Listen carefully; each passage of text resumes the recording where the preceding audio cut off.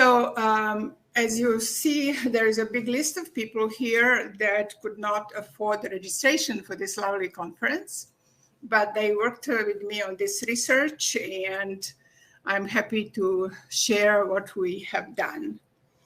So this outline has two clusters. The first one is about disaster science and the related research, and the second cluster is about self-study that led to explicating of adaptive relational scaffolding in teamwork. For the first part, I will have a collection of visuals that will help me get faster to the second part, which is the essence of our self-study. So to set the stage, I'm going to talk a little bit about our project and motivation and context. This is a Zoom caption of, so you can guess that we've been working a lot on Zoom during these past 2 years. And actually, this project was approved exactly when the pandemic happened, so most of the work was happening on Zoom. This is just a part of the team that was involved in writing this paper and preparing this presentation. This is a caption from our webpage. Basically, university president at the time had a Convergence science initiative.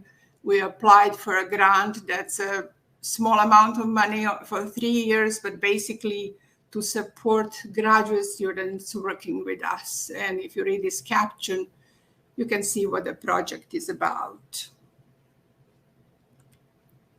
So this is our logo. You know, we are in Kansas, so sunflower is one of our favorite plants there. And this was a good way to capture who we are and what different disciplines we're coming from, things that we're working on. And I'm attached here to education because I work at the moment in the College of Applied Studies, doing math education, but otherwise my background is actually mathematics and STEM areas. So this is just visual caption of the project goal that we applied for. And it demonstrates steps from identifying data to developing an interactive dashboard available to the end user. The dashboard will enable users to make predictions and assess resilience for different disaster scenarios. It will also have a learning element for K through 12 and college students, as well as new users. So we have a simple example here that we made to demonstrate what we are doing, and we used Tableau software for this. So I will talk now a little bit of nature of disaster science and disaster science research, and provide some examples from personal experiences of this DRAC team and beyond. So to start with just this visual, we are looking into global and local disasters and hazards. There is lots of research about it already, but there are many new opportunities with machine learning and data analytics and learning analytics that we're trying to use to get, to have some new discoveries.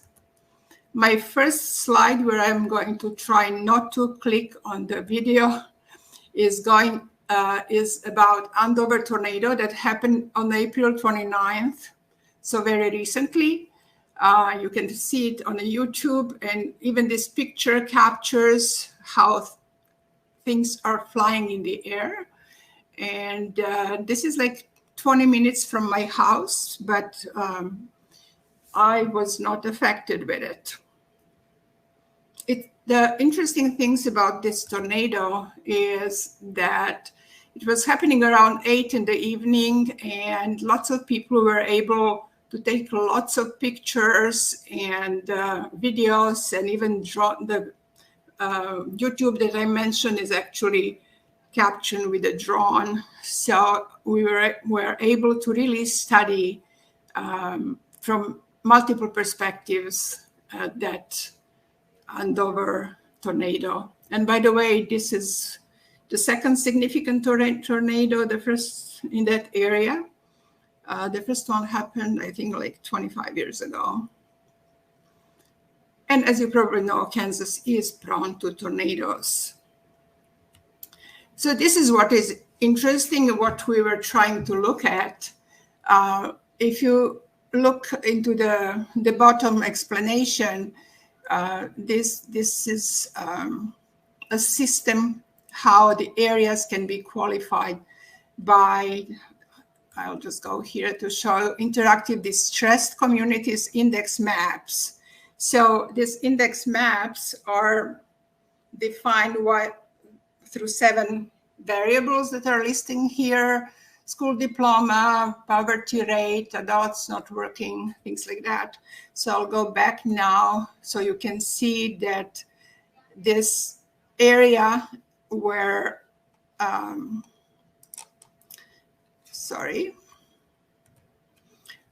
where tornado hit is relatively prosperous, which for this area basically means houses are built with basements. We had fair warning signs like 20 minutes before the tornado, so people were able to find shelters. What we were interested in is what would happen if this tornado happened like 10 miles to the west. And okay, so this is the Google Earth capture where we kind of translated 10 miles to the west, this path of the tornado. So what I really want to show you here is how will this affect this area. So if you remember the colors, the dark brown was distressed areas, and then the others, orange, are at risk. You know, one of our main interests is also for the local community to work on disaster risk reduction, and recognizing things like this help us to better understand how some of these challenges need to be addressed and how the community needs to be informed better. And so one of the challenges is warning 15 minutes before tornado is not enough for some of the people from these areas to find safe places. Okay, so the other example, Megan is one of our collaborators from Colorado. She had really some interesting aha moments when Caldor Fire happened, and I'll let you just read these few notes from her slide and talk more about her aha moments.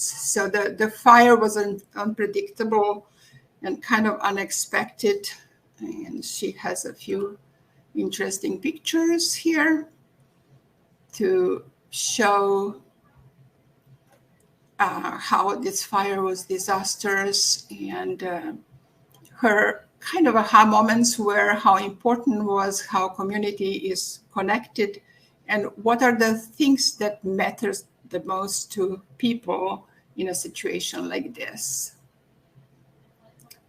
And an interesting picture along the lines of community factors related to resilience. So ability to rebuild. So our research is also focused quite a bit on disaster risk resilience. And in that context, these factors are relevant to our research.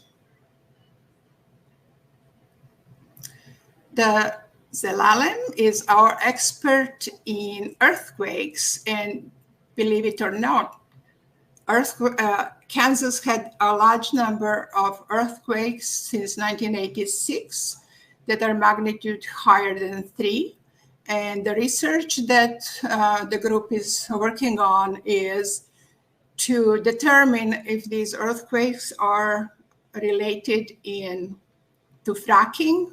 And so that's why you have some of the information about injection wells that we have in this area. So small dots represent almost 200,000 Class 2 injection wells in the year 2020 for the state of Kansas.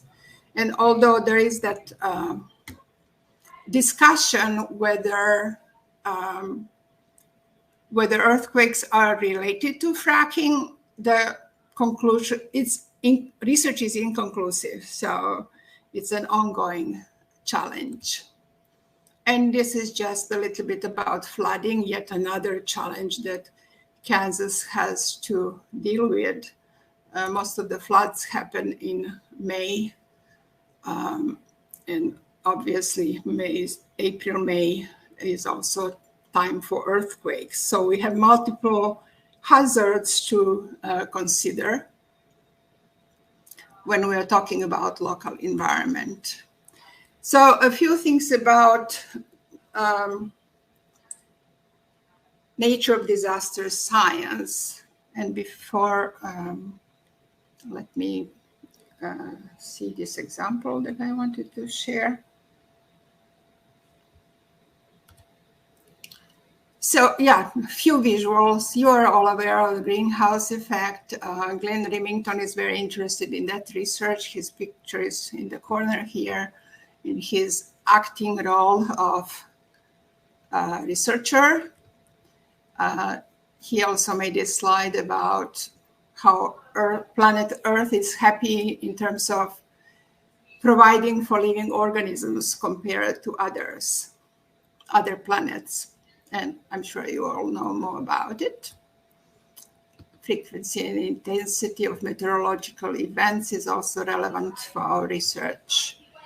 And here is one example that I would like to say a little bit about. It's a situation in Australia where you have two extreme things happening at two ends of the continent, large fires, large wildfires in bushes on the east and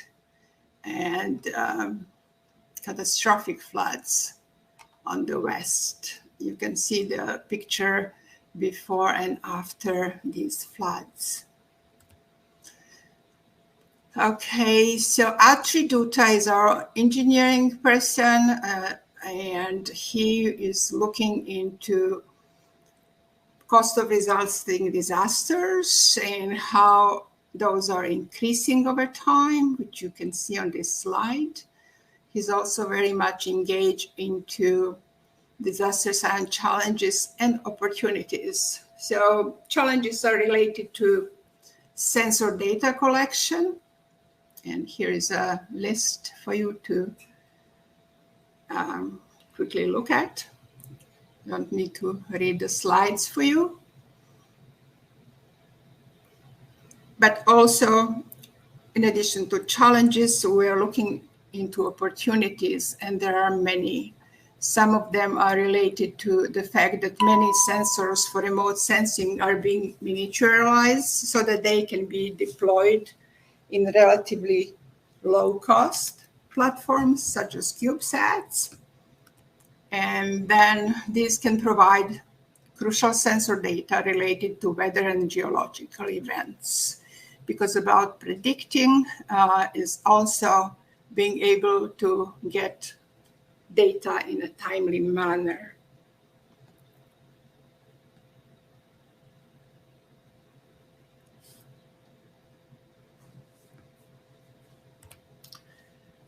Okay, coming closer to what the essence of this study is, disaster science research complexity is related to the fact that you need to engage researchers from many different areas. And as a person from education and STEAM education, I wanted also to share a small example about that. So here is Nathan, who was looking into beyond disciplinary-based cultures. What does that mean for our communication and collaboration and really being able to collaborate well on these projects.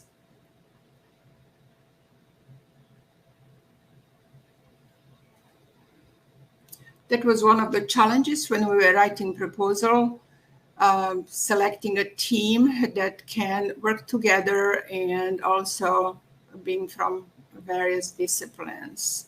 And that's also what the research literature demonstrates. One of the challenges is collaboration among different disciplines.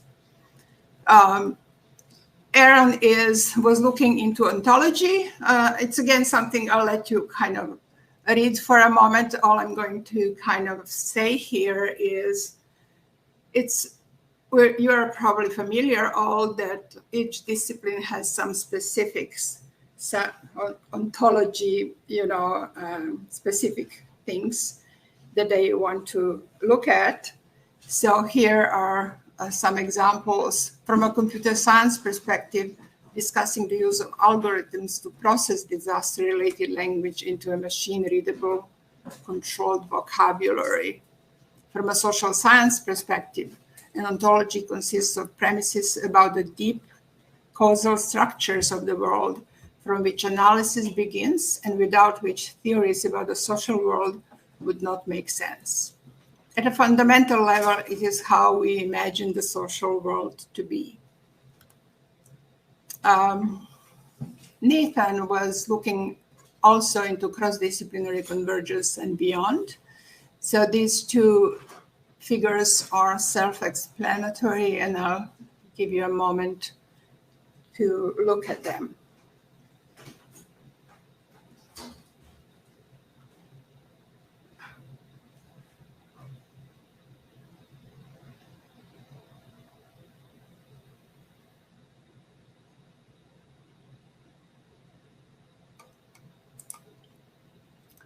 Just more images, more visuals from Nathan about the challenge of matching the research team to the complexity of the shared problem.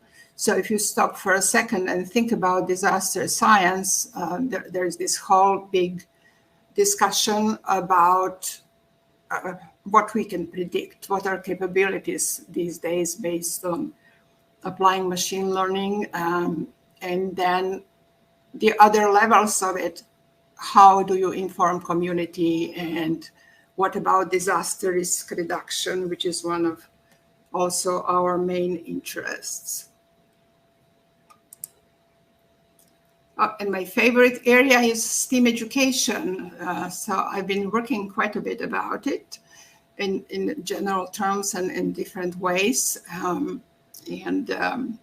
Maria is one that's preparing education toolkit, because we're thinking how we can help local community through education to better understand nature of disasters in not just in our narrow community, but in the whole region, and also what we can do with disaster risk reduction. And picture of the right is by Natalie Mierbach, who represented Hurricane Noel. She used this interesting idea of data visualization, and you can easily find her on the internet because she was also able to prepare some score for music based on this.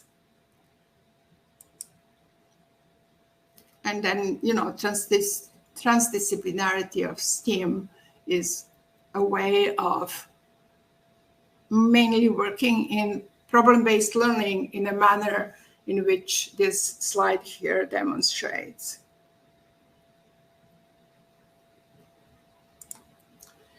Okay, our self-study. So, so far I was talking about the project and what we are focused on and how the team has members from different disciplines. We are now ending our second year of the project, and we have quite a number of results. But for this conference, we were thinking that might be interesting to demonstrate what we learned about collaboration in such a challenging team. So this polyvocal self-study happened as we decided to get deep reflections about our work so far. So we interviewed all the members, but before I go into the details of the study, let me share a few slides from my colleagues. I will also let you read this one because it's talking about transdisciplinary research collaborations. I will make a comment here that we had lots of conversations about, is our research multidisciplinary or transdisciplinary? And looking into the literature, transdisciplinarity is often directly connected to the community, where some researchers even call community members actors. So that's the way we are thinking about transdisciplinarity in this case.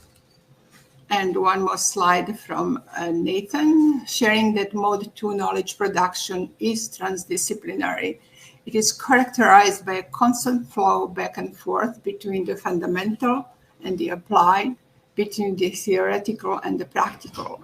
Typically, discovery occurs in contexts where knowledge is developed for and put to use, while results, which would have been traditionally characterized as applied, fuel further theoretical advances. Knowledge is always produced under an aspect of continuous negotiation, and it will not be produced unless and until the interests of the various actors are included.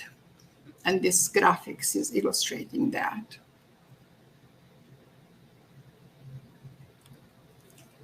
So what did we learn? Ethan was mainly engaged with this reflective analysis of the content that we collected. So I'm just going to make a point of these two bolded sentences. We knew that complex problems such as natural hazards need to be studied from multiple disciplines and perspectives, and that's how we propose our research. And yet we found that doing so in practice is much harder actually than what we expected. And a little bit more details here. When we started to work on the project, somehow by nature of things, we started working in two areas, prediction and resilience. So we started also having some meetings, weekly meetings of the prediction group and the resilience group, and co-PIs and PIs tried to be at both of those meetings. And once a month, we would meet as a whole group. By the end of the first year, we decided that this was really not a truly convergent science project if we are separating it so clearly into something that's just prediction and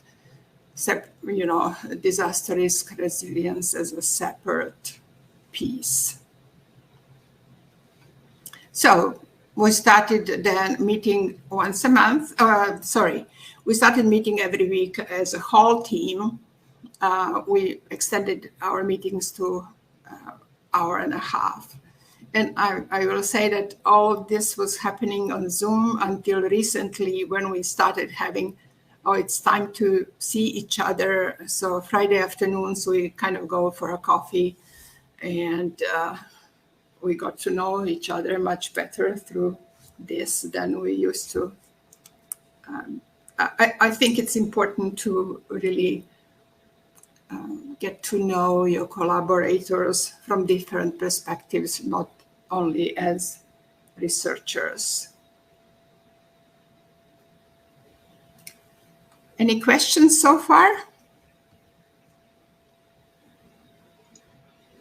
None from the online audience. I'm not sure if there's any there in the room. While I'm letting them possibly get unmuted there, a question: how did Zoom help or hinder this collaboration? What I meant by saying we finally started going for a coffee, I knew well a few team members, but not most of them. So it was really refreshing to have a conversations where it wasn't, I mean, somehow Zoom was not helping in getting to know each other in a different ways. You know, we kind of tried, oh, how was your day? What are you doing? And things like that, but it's really different.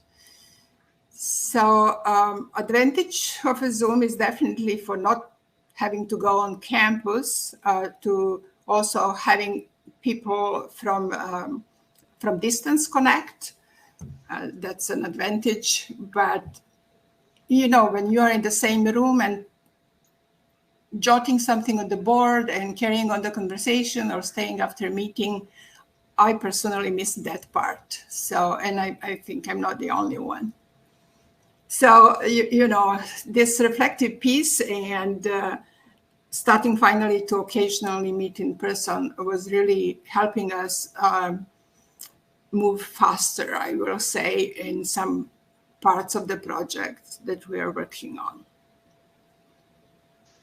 Okay, great, So, thanks. Yeah, I'll just go on and save some time for the end for questions.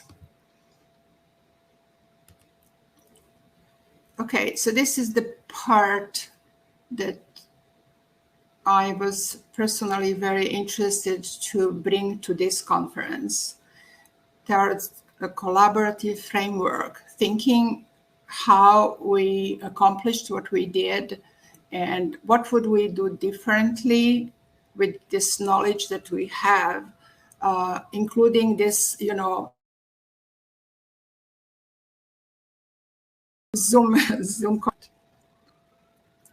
So this is like a big picture of things that I think needs to be considered. I'm going to mention here that on the team, we have some people that are coming from social sciences, and that I personally have experiences in global learning and intercultural communication from the side of mathematical modeling, but you cannot model things if you don't study them. So that was also helpful. And also part of my life is related with College of Education or Applied Studies, how we call it now. So if you look into this picture here, we were just trying to list all the things that we think were relevant in our teamwork, team collaboration. And I think all of them are pretty clear by the picture, except that you might not be familiar with Enryo Sashi active listening concept that comes from Japanese communication, where, and you know, I could talk about this for a long time, but the essence is of taking a moment to consider multiple possible perspectives that other person is sharing. And I'm emphasizing this because I think that was very important for us when, you know, when we have some, by the way, we had a number of people from the library on our team, and of course from social sciences, from sociology, and then engineering, machine learning, computer science. So it was interesting to negotiate how to move forward on some things, to negotiate, to find the language to explain things so that others can understand it. I would put it that way. So these are elements we have been considering while at the same time try to advance our collaborative teamwork. The analogy of scaffolding construction for building to cognitive scaffolding in the construction of knowledge combined with the zone of proximal development is usually considered a teacher education concept. But in this context, it's important to consider the zone of proximal development as a distance between the actual developmental level and the level of potential development and understanding. So I would say that scaffolding may be defined as elements that help bridge the gap between one's initial understanding to a higher desired level by providing the appropriate amount of support. Thus, it implies the important role of the professional educator or teacher in providing the scaffolding, when you are thinking from educational perspective. Careful consideration of these concepts leads to recognition that the goal of a teacher or expert is to equip the learners with the ability to eventually scaffold for themselves as well as for other learners. So my emphasis here is to say that theoretically, education is always talking about expert versus learner, student, but the final goal is for a learner to be able to scaffold for themselves. And I think the presentation that we listened before mine had some elements of that thinking. This also leads to an expanded concept of scaffolding. I call it reciprocal relational scaffolding, where team members learn from each other's knowledge, with scaffolding fluctuating constantly as the team collaborates towards shared goals and collaborative inquiry into disaster science. In terms of, so let me maybe go to the next slide. So let me talk a little bit more about this one. This one has quite a bit of elements, and most of the elements are actually from existing literature. I didn't use references here, but all references is in a paper that was accepted to be published in the proceedings. So I'm hoping if you are interested, you will have a look at that. So creating an environment that fosters successful team culture requires, in addition to a shared goal, the attention of all team members to dialogic interactions. So that kind of relational scaffolding with attention to metacognitive scaffolding is necessary for successful teamwork. In this context, adaptive scaffolding refers to regulated learning and understanding by activated prior knowledge, monitored emerging understanding, and engaged seeking of a reciprocal understanding. So if you look into this slide here, the framework includes 3 domains: conceptual, heuristic, and relational, with 3 levels of agency: expert, peer, reciprocal, and self. So these zones are actually different types of scaffolding that we can talk about. What our contribution to this research project and to this conference is the consideration of this bottom line. PSPT stands for perspective sharing and perspective taking, which is a concept that comes from active listening that I just mentioned before, and Ryosashi active listening concept.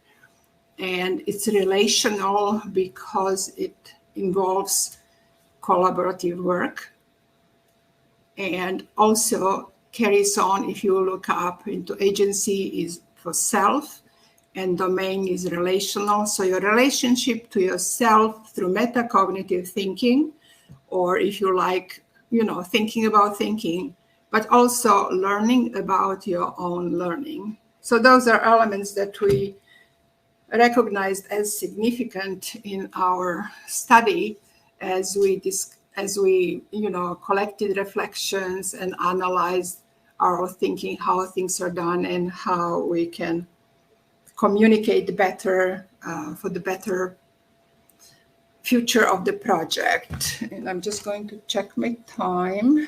I think I'm okay. So I have a few more slides that I can share, and then maybe we can have some conversation. So I'll go back again. This yellow metacognition is something that I want to say a few things about in relationship with this scaffolding framework. And if you look into the image on the left, coming from awareness to regulation, evaluation, and back to awareness, think about it as a spiral, not as a cycle. And then the other figure is relating metacognition, self-agency, and relational domain based on the prior graphics that I show you, where relational domain is focused on perspective sharing and perspective taking. So that's a dialogue with another person. And co-reflection. So co-reflection is also significant for learning in general, especially for cognitive scaffolding. Then self-agency is related to meaning making and active listening again, and metacognition through this cycle of awareness, evaluation, and regulation that helps us take a moment, see where we are, and communicate better with other team members. Lessons learned. These are the 4 things that I'm going to say just a few more sentences about. Teamwork transformation. As I mentioned already, we worked as disaster prediction and disaster risk reduction and decided that that's an artificial split. So we are working now together as a unique team. I want to mention again the complexity of matching the research team to the convergence problem. So, of course, sometimes people leave. So actually our PI moved to another institution. We changed the PI in the meantime. We lost 1 member from sociology, so we found someone else from social work that can help with some of the areas and still working for some other collaborators. And then a few lessons for future research and lessons for others. So to capture this quickly as revisiting, there are 4 functions of scaffolding that are implicitly integrated.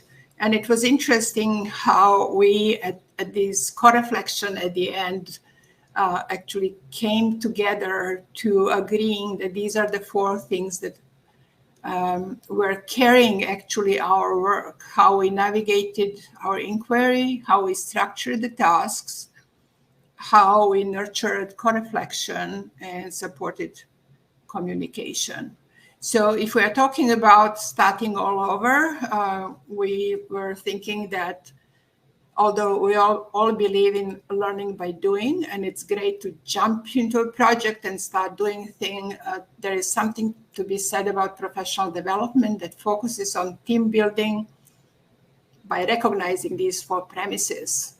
Professional and personal experiences have strong influence how the team moves forward. Disciplinary cultures have to be recognized. Contexts are different. What is the shared context?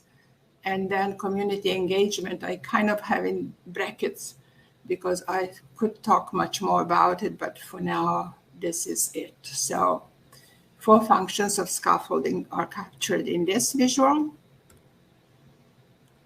And this is like a summary of things. I will encourage you to look into the green triangles. This is the area in which I have done lots of research related to intercultural communication. So for good communication, awareness of power relations is important, body mindfulness, active listening, critical co-reflection, interdisciplinary sensitivity, and dialectic thinking. So those should be like essential premises that we have as we go into collaboration. And then for communication, perspective sharing and perspective taking, as well as dialogic meaning making. In terms of the research work, it's meaning making of what we are finding. And the essence is in multiple disciplinary perspectives that need to be respected and collaborated with. So thank you for watching. I would like to say that you can contact any of my collaborators by using the first name, last name at wichita.edu. And I was very happy to be able to present here, and I'm ready to answer any questions. Yeah, I'll see that no questions online at the moment. I'll see if there's any questions in the room. Well, we're checking on that. One thing is back, I think it was like about slide 48, when you talk about transdisciplinary collaboration, that's a mouthful. doing Yes. conceptual training, such as, what the terms mean, it's fairly easy to understand that and define the problem set. But what about the culture or the ethos of, the differing disciplines? I think you called it the heuristics on slide 48. Yes. How easy or hard is it to get the different disciplines to come to some common understanding? I think I'll say it's not easy. And that's what Zoom was not helpful for, because if you have opportunities for more open conversations about other things to find shared language, I think it's helpful. It's more like, this is what I do, what do you do, and things like that is absolutely necessary in order to be able to communicate with other disciplines. And I'm clearly making it's the major difference, for example, was between people from engineering, machine learning, and algorithmic thinking, computer science, and then some of the people from liberal sciences, because humanities, because we want to bring this to the community. So, but in a way, it was a challenge, but it was also good because we were encouraging each other to speak on a level that's understandable, if that's of any help, making sense. No, that does. So see if there's any questions from the room. Did you want to put up your contact slide and leave that up as we finish? Yes, thank Great. you. Thanks for the reminder.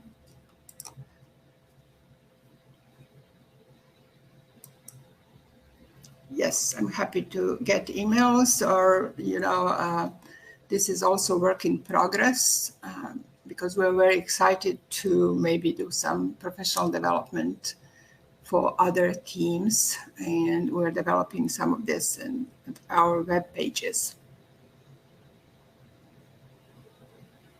Well, this is interesting. I have a hard enough time getting software testers and software developers to talk the same language, and your problem set is a lot more complex than that. Yes.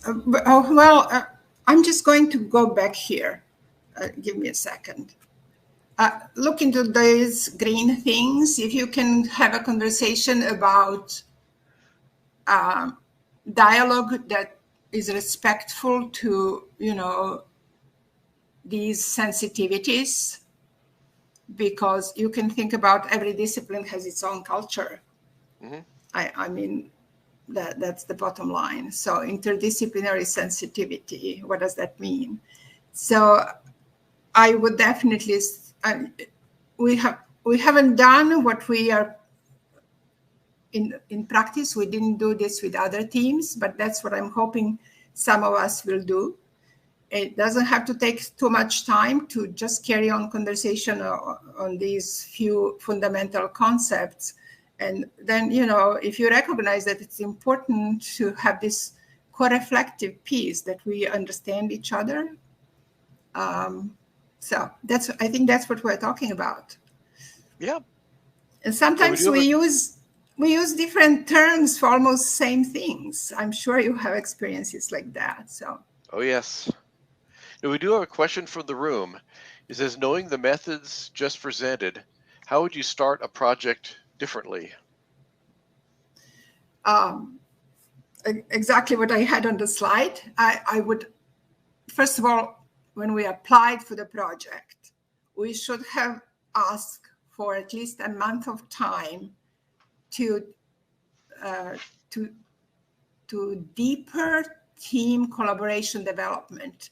We all have these activities that we know, let's have team kind of work together, but it's not as simple, I think. So that's how I would start a project. And that could be, let's have a trip, or let's go for a coffee or a glass of wine and talk about how we are going to work. What are the important things? So that's also where those 4 scaffolding elements is here. So these are the 4 questions to ask. How are we going to navigate inquiry? What does that mean? How we're structuring tasks?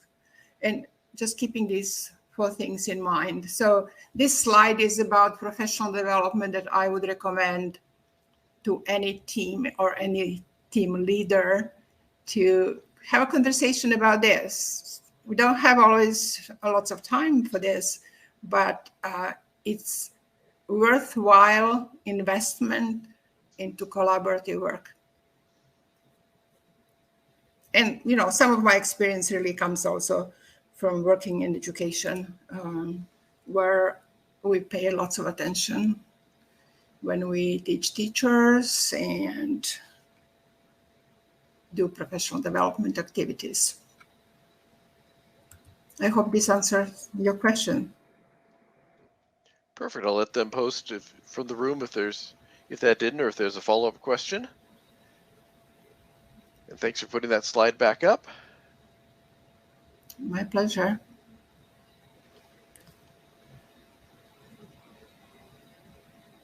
Okay, so there's no other questions. I want to thank you, Mara, for the presentation. It was interesting, and I'm always into the applicable, but, you know, getting into the more, you know, not as esoteric, but, you know, kind of the mindscaping of all this. That's interesting.